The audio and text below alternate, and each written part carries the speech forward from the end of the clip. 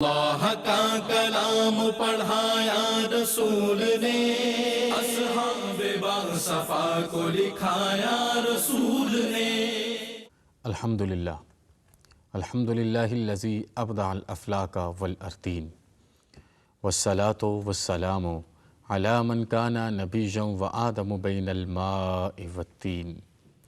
وعلی آلہ واصحابہ اجمعین، اما بعد،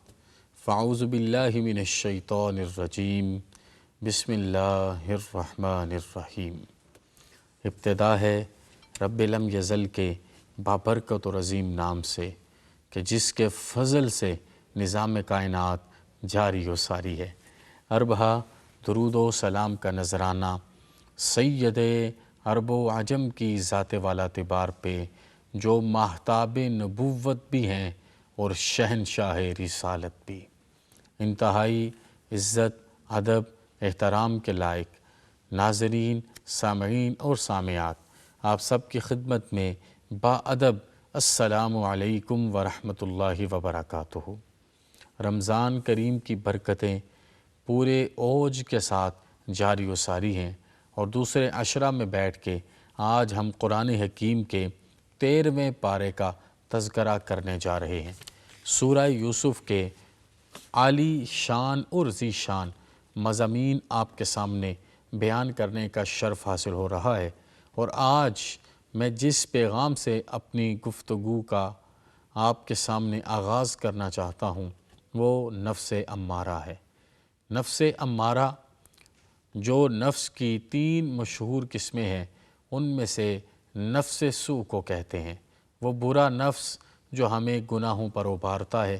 جو ہمیں ظلم پر ابھارتا ہے، جو ہمیں احکم الحاکمین کے پیغام حق سے دور لے کے جاتا ہے۔ تو انسان جب نفس امارہ سے مقابلہ کرتا ہے اور اس کو گرانے کے قابل ہو جاتا ہے اور اس کو گرانے میں کامیاب ہو جاتا ہے، تو پھر اس کے نفس کو نفس مطمئنہ کا درجہ ملتا ہے، اور نفس مطمئنہ کا درجہ ہی حقیقی معنوں میں انسان کی معراج ہوا کرتا ہے۔ حضرت یوسف علیہ السلام کو جیسے جیسے سورہ یوسف کے مضامین آگے چلتے جاتے ہیں، آپ کو بادشاہ وقت کا عہدہ پیش کیا جاتا ہے۔ آپ بادشاہ وقت نہیں بنتے، آپ کہتے ہیں کہ میں نے وزیر خوراک بننا ہے، اور جناب یوسف علیہ السلام اپنی حکمت، تدبر، فہم و فراست اور علم لدنی کی بدولت ایسی حکمت عملی اپناتے ہیں کہ آپ کی حکمت عملی کی وجہ سے جو مشکل زمانہ ہوتا ہے وہ ٹل جاتا ہے، اور آپ گندم کو سٹوں کے اندر چھپانے کا پیغام دیتے ہیں اور اس پر عمل کرواتے ہیں۔ آپ وزیر خوراک بننے کے بعد وقت بدلتا ہے، زمانہ بدلتا ہے، تو اس وقت کے بادشاہ بھی بن جاتے ہیں۔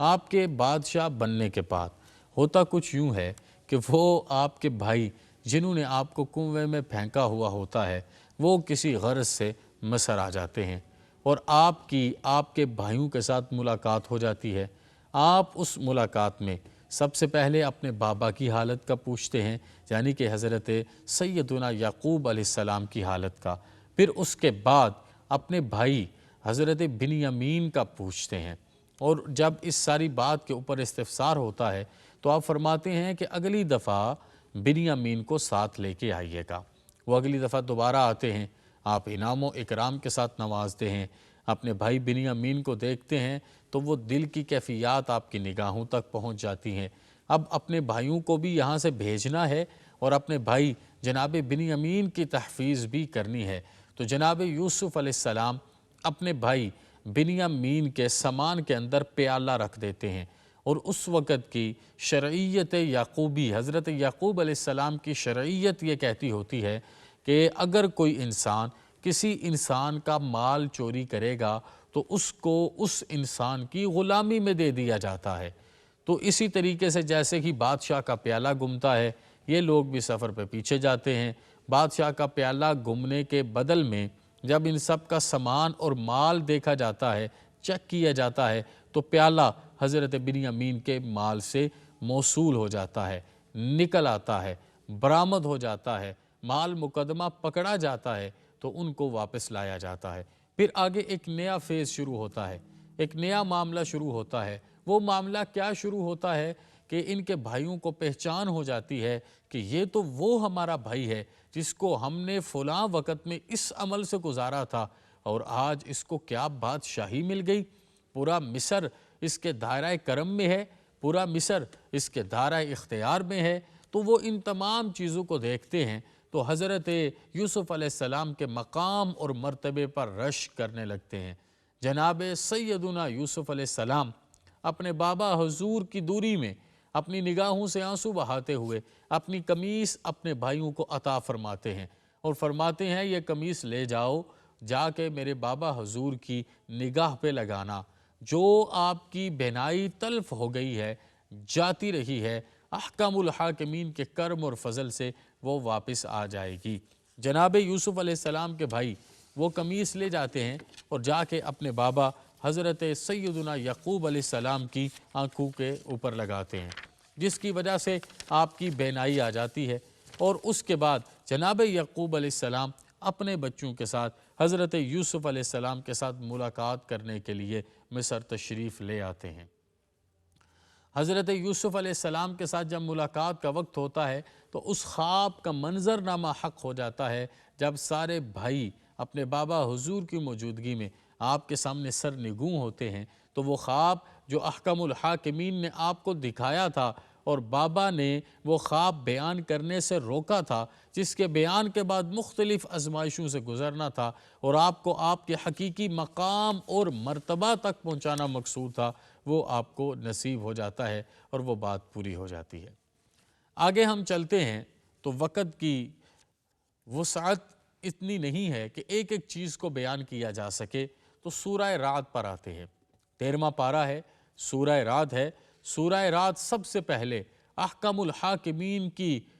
قدرت اور حاکمیت کا بیان لے کے آتی ہے کہ کیسے بغیر ستون کے آسمان کھڑے ہیں۔ آپ آسمان کی طرف دیکھیے، ہم ایک چھوٹی سی عمارت بغیر ستون کے نہیں بنا سکتے، آسمان بغیر ستون کے کھڑے ہیں۔ اگر آپ دیکھیں گے تو سورج اور چاند کا نظام باقاعدہ طور پہ قائم ہے،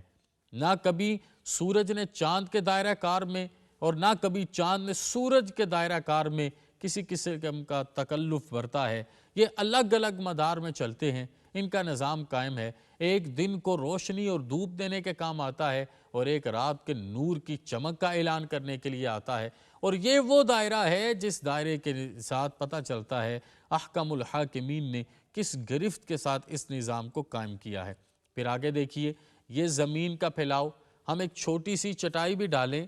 تو اس کے لیے بھی ہمیں پوری تنظیم اور پوری تنصیف کی ضرورت ہوتی ہے، لیکن یہ زمین کا پھیلاؤ ایسا ہے کہ اس کو آپ دیکھیے شرقاً و غرباً احکم الحاکمین نے کتنی ترتیب سے بنایا۔ پھر اس کے اوپر پہاڑ میخیں بنا کر ٹھوکے گئے ہیں اور ان پہاڑوں کی وجہ سے اس کو قائم رکھا گیا ہے۔ پھر ہم دیکھتے ہیں دریاؤں کی روانی ہے، اور انہی دریاؤں کی روانی میں ہمیں پتہ چلتا ہے سلاست اور تسلسل کیا ہے۔ پھر یہ لیل و نہار کا جو سسٹم ہے، نظام ہے کہ آج صبح آ رہی ہے، پھر شام چھا رہی ہے، پھر شام جا رہی ہے، پھر سحر کے اوقات ہو رہے ہیں، پھر سحر جا رہی ہے، پھر ان کے بعد اگلے دن کا نظام سورج عزت کے ساتھ طلوع ہو رہا ہے۔ تو یہ سورہ رعد کا مرکزی پیغام ہے۔ دیکھو تو صحیح احکم الحاکمین نے کس طریقے سے عزتیں عطا فرمائی ہیں،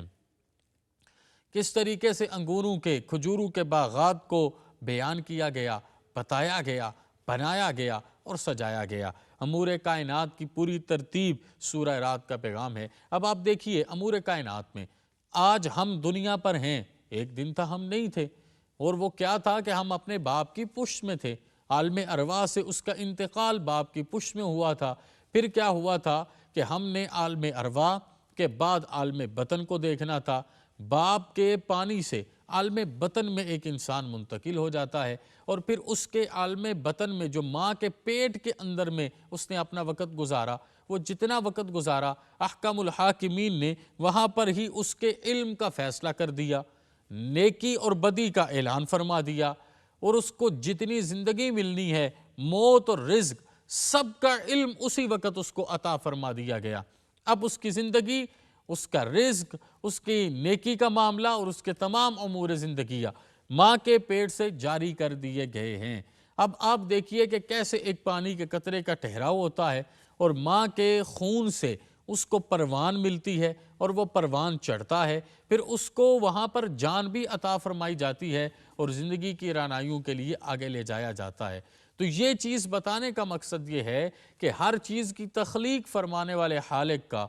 جو کرم نواز دستے دل نواز ہے، اس میں یہ چیز موجود ہے کہ وہ کس طریقے سے انسان کی تخلیق فرماتا ہے۔ پھر آپ دیکھیے فرشتوں کی باقاعدہ ڈیوٹیاں لگی ہوئی ہیں، وہ فرشتے جو آسمان کے ستونوں کا کام کرتے ہیں، وہ فرشتے جو ہر لمحے سجود میں ہیں، وہ فرشتے جو تسبیح اور تحلیل پڑھتے ہیں، وہ فرشتے جو خیر اور شر کی تفریق کرتے ہیں، ہواؤں کا نظام چلاتے ہیں، بارش کا نظام چلاتے ہیں۔ اللہ پاک نے ان تمام کی ڈیوٹیوں کو تقسیم کر دیا ہے۔ قوموں کا عروج اور زوال بیان کیا گیا۔ یہ اٹل حقیقت ہے کہ اگر آج عروج ہے تو کل زوال ہوگا، اگر آج زوال ہے تو اپنے قبلے کو درست کیجئے، اپنی نیت کو درست کیجئے، اللہ پاک آپ کو عروج ضرور عطا فرمائے گا۔ میں یہاں پر آپ کی خدمت میں پیغام دینا چاہوں تو وہ یہ ہے کہ احکام الحاکمین نے واضح فرما دیا ہے سورۃ الرعد میں کہ انبیاء ہدایت کے لیے مبعوث ہیں۔ یہ کوئی اپنا مینیفیسٹو لے کر نہیں آئے، یہ کوئی اپنا کانسٹیٹیوٹ لے کر نہیں آئے، نہ کانسٹیٹیوشنل آبزرویشنز لے کر آئے ہیں، بلکہ یہ صحیح معنوں میں ہدایت کی بات کرنے آئے ہیں۔ یہ ماں کو ماں کا مقام دینے آئے ہیں، اولاد کو اولاد کی حیثیت سمجھانے آئے ہیں، باپ کو باپ کا درجہ دینے آئے ہیں، بیٹی کو توفیق تطہیر سے نوازنے آئے ہیں، اور ان کا پیغام ہی یہ ہے کہ انسانیت کو صحیح معنوں میں مثل انسانیت اوج نصیب ہو جائے۔ ہم آگے دیکھتے ہیں تو سورہ ابراہیم شروع ہو جاتی ہے۔ قرآن حکیم کتاب ہدایت ہے، یہاں سے اس مضمون کو شروع کیا جاتا ہے اور یہ بھی بتایا جاتا ہے کہ یہ جو مشرکین ہیں نا، جن کے اندر نور نہیں ہے، جن کے اندر سرور نہیں ہے، جن کے اندر بدلاؤ نہیں ہے، یہ دنیا کو ترجیح دیتے ہیں، یہ دنیا کی ترجیح کو لے کے آگے چلتے ہیں، تو ان تمام معاملات کے اوپر اللہ کی رحمتیں ہمیں نصیب ہوتی ہیں۔ قیامت میں کیسے جو اللہ کے مجرم ہوں گے وہ آپس میں گفتگو کریں گے، کیسے تاسف کا اظہار کریں گے، کیسے پچھلی غلطیوں کو سوچ سوچ کے بیان کر کر کے روئیں گے، وہ بھی یہاں پر بیان کیا جاتا ہے۔ حضرت سیدنا ابراہیم علیہ السلام اپنی زوجہ حضرت ہاجرہ کو ایک خواب کے بدل میں اپنے بچے کے ساتھ مکہ مکرمہ چھوڑنے آتے ہیں۔ مکہ مکرمہ اس وقت چٹیل پہاڑوں کے ساتھ ایک سرزمین ہے جہاں پر ظاہراً زندگی گزارنے کا کوئی سبب نہیں ہے اور نہ ایسا سبب مستقبل قریب میں نظر آ رہا ہے، لیکن خلیل اللہ ہیں، آپ نے ایک نبی ہونے کی حیثیت سے خواب دیکھا، نبی کا خواب سچ پر مبنی ہوتا ہے، تو آپ چھوڑنے آ گئے اللہ اور اس کے اللہ کی رضا کے لیے اور اپنی خلیلیت کے درجوں کو پورا کرنے کے لیے۔ جب آپ واپس پلٹنے لگے تو جناب ہاجرہ نے مکالمہ کر کے کہا کہ کس کے آسرے پر چھوڑ کے جاتے ہو؟ تو آپ نے کہا میں اپنے دوست اپنے رب کے آسرے پر آپ کو چھوڑ کے جا رہا ہوں۔ پھر وہ پورا آپ کے ساتھ معاملہ ہوا اور آج تک مسلمان اس سے فیض بار ہو رہے ہیں کہ حضرت جناب اسماعیل کو پیاس لگتی ہے، آپ ایڑیوں کو رگڑتے ہیں، اللہ پانی کا چشمہ جاری کر دیتا ہے، اور صفا مروہ کے مقام پر جو اللہ کی نشانیوں میں سے ایک نشانی ہے، حضرت سیدہ ہاجرہ کبھی اپنے بیٹے کی پیاس کے لیے پہاڑ کی ایک اوٹ جاتی ہیں، کبھی دوسرے کنارے پر جاتی ہیں، اللہ پاک ان کو اپنی نشانی قرار دیتا ہے۔ اور آج بھی جب ہم وہاں پر عبادت جسمانیہ عمرہ اور حج کی صورت میں کرنے جاتے ہیں تو جہاں پر آپ چلی ہیں وہاں پر چلنا ہے، جہاں سے آپ دوڑی ہیں وہاں سے دوڑنا ہے، پھر وہ پانی کا چشمہ پھوٹ جاتا ہے اور آپ زمزم کہہ کے اسے روک دیتی ہیں، اور وہ آب زمزم آج میرے اور آپ کے لیے امراض کی شفا ہے اور اللہ کے تحفوں میں سے دنیا میں تحفہ ہے اور پاکیزہ ترین پانیوں میں سے ایک پانی ہے۔ پھر آگے ہم چلتے ہیں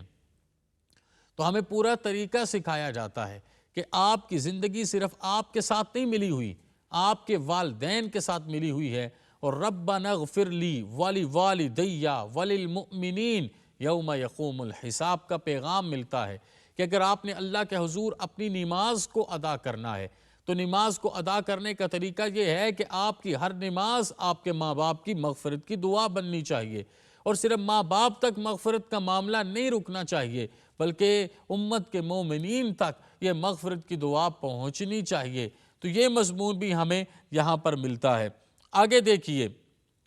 کہ جو کفار ہیں ان کے حوالے سے ہمیں پیغام ملتا ہے کہ یہ حشر میں مہلت مانگیں گے لیکن ان کو مہلت نہیں ملے گی۔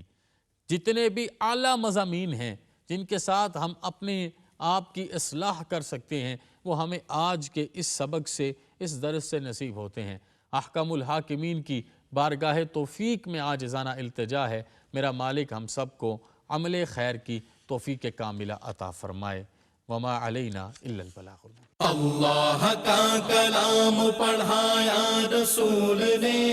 اصحاب باصفا کو لکھایا رسول نے۔ کلام پڑھایا رسول نے، اصحاب باصفا کو لکھایا رسول نے۔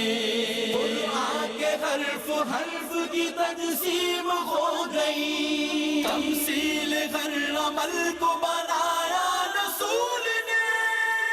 اللہ کا کلام پڑھایا رسول نے، اصحاب باصفا کو لکھایا رسول نے۔ قرآن کے حرف حرف کی تجسیم ہو گئی، تمثیل ہر